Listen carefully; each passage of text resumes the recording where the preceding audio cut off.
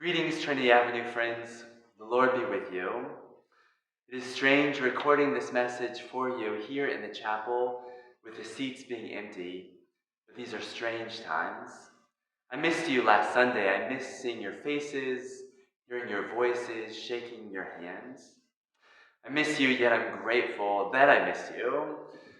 Last Sunday gave me great thanksgiving and gratitude that our church and you all are people to be missed, people whose absence leaves my heart with longing and with affection.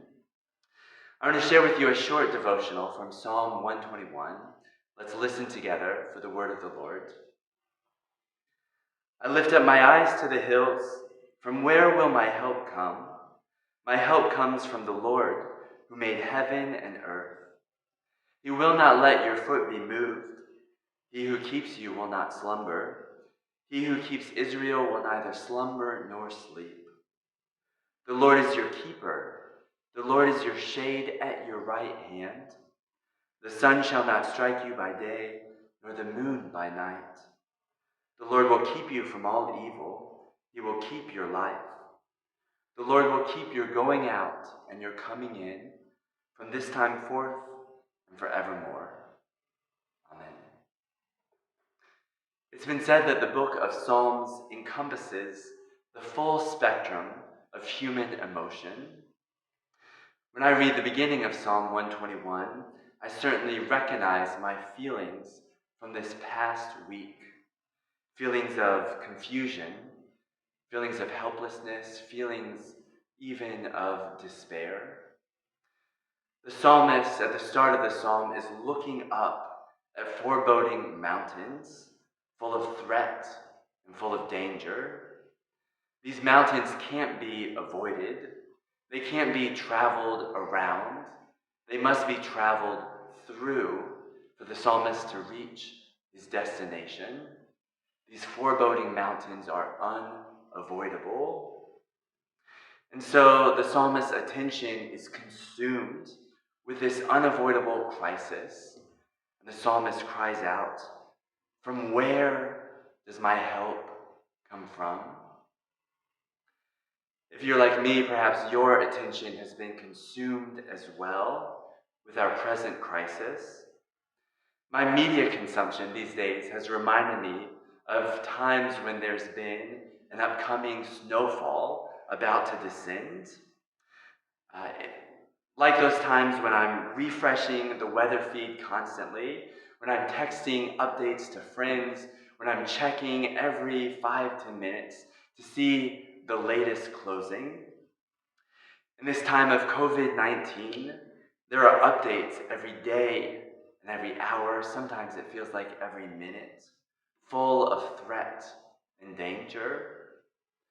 As I've read news story after news story and had conversation after conversation, welling up within me has been the psalmist's cry, "From where does our help come from?"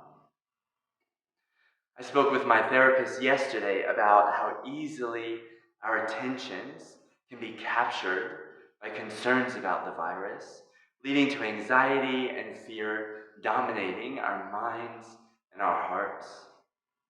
But we can direct our attention elsewhere, can't we? We have to give our attention during this time to those wells of life that replenish us and sustain us.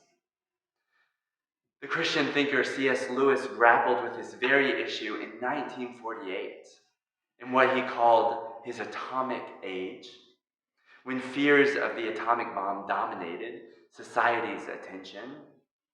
Lewis wrote in 1948, "The first action to be taken in this time is that we have to pull ourselves together. If we are all going to be consumed by the atomic bomb, let that bomb find us when it does, doing sensible and human things, praying and working and teaching and reading, listening to music, bathing our children, playing tennis, chatting to friends over a pint, not huddled together like frightened sheep and thinking about bombs. Those bombs can break our bodies, but they need not dominate our minds, Lewis wrote.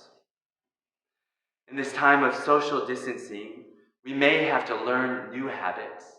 We may have to FaceTime with friends while we share a pint virtually.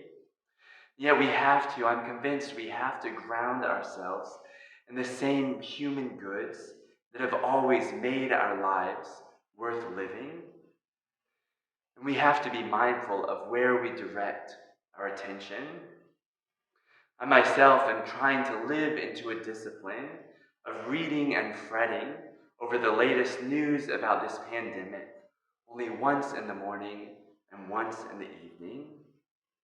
This pandemic may wreak havoc in our lives in unimaginable ways, and yet, I'm with Lewis, it need not dominate our minds and our hearts. If we move back to Psalm 121, we see the psalmist doing this very shift, shifting his attention. After being overwhelmed by sky-high dangers, after crying out, "Where will my help come from?"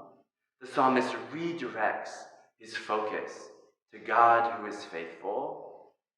He says, "My help comes from the Lord who made heaven and earth." From these lines flow forth lines not about our fears, but about God's provision and promises.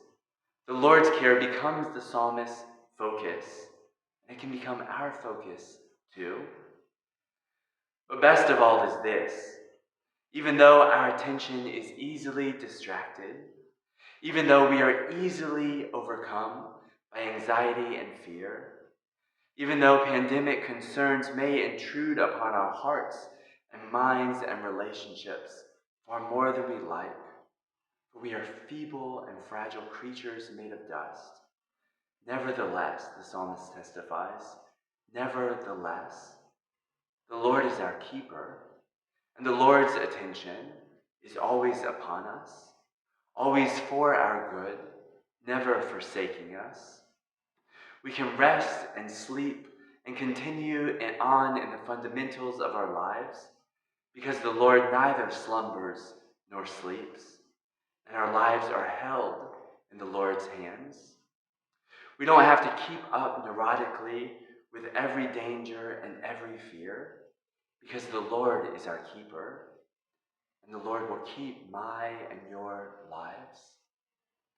So as best as you can, continue to live abundantly. Continue to ground yourselves in those things that make for life, making adjustments as are necessary for the good of all, and giving your attention to those things that make your lives worth living.